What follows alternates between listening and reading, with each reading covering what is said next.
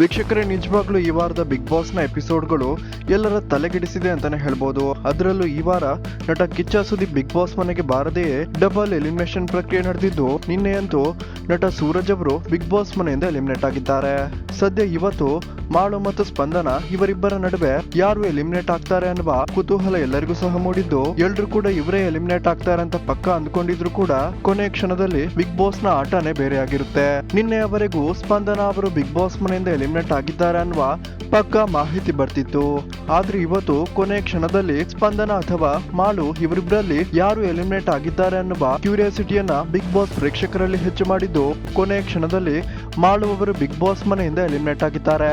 ನಿಜವಾಗ್ಲೂ ವೀಕ್ಷಕರೇ, ಖಾಸಗಿ ಚಾನೆಲ್ಗಳು ನಡೆಸಿದಂತಹ ಸ್ಪಂದನ ಮತ್ತು ಮಾಳು ಅವರ ವೋಟಿಂಗ್ಸ್ ಅನ್ನು ನೋಡಿದ್ರೆ ಮಾಳು ಅವರು ಸ್ಪಂದನಗಿಂತ 10 ಪಟ್ಟು ಹೆಚ್ಚು ವೋಟ್ಗಳನ್ನ ಪಡೆದಿದ್ದಾರೆ. ಅಷ್ಟೇ ಅಲ್ಲ, ಮಾಳು ಅವರು ಬಿಗ್ ಬಾಸ್ಗೋಸ್ಕರ ತನ್ನ ಕೂದಲನ್ನು ಕೂಡ ಕೊಟ್ಟಿದ್ದಾರೆ.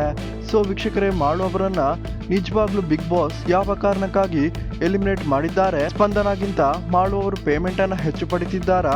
ಈ ಕಾರಣದಿಂದ ಪೇಮೆಂಟ್ ಅನ್ನ ಉಳಿಸೋದಿಕ್ಕೆ ಬಿಗ್ ಬಾಸ್ ನಿಂದ ಮಾಳು ಅವರನ್ನ ಎಲಿಮಿನೇಟ್ ಮಾಡಿದ್ದಾರಾ, ಅಥವಾ ಸ್ಪಂದನ ಅವರನ್ನ ಉಳಿಸಲು ಮಾಳು ಅವರನ್ನ ಎಲಿಮಿನೇಟ್ ಮಾಡಿದ್ದಾರಾ ಅನ್ನುವ ಸಾಕಷ್ಟು ಸಂಶಯಗಳನ್ನ ಮೂಡಿಸಿದೆ. ಏನೇ ಆಗಿರ್ಲಿ ವೀಕ್ಷಕರೇ, ಯಾರಿಗೆಲ್ಲ ಸ್ಪಂದನ ಮತ್ತು ಮಾಳು ಅವರನ್ನ ಕಂಪೇರ್ ಮಾಡಿದ್ರೆ ಮಾಳು ಅವರು ಬಿಗ್ ಬಾಸ್ ಮನೆಯಿಂದ ಎಲಿಮಿನೇಟ್ ಆಗಬಾರ್ದಿತ್ತು ಅನ್ನೋರು ಈ ವಿಡಿಯೋಗೊಂದು ಲೈಕ್ ಮಾಡಿ ಮತ್ತು ನಿಮ್ಮ ಅನಿಸಿಕೆಯನ್ನ ಕಮೆಂಟ್ ಮಾಡಿ ತಿಳಿಸಿ.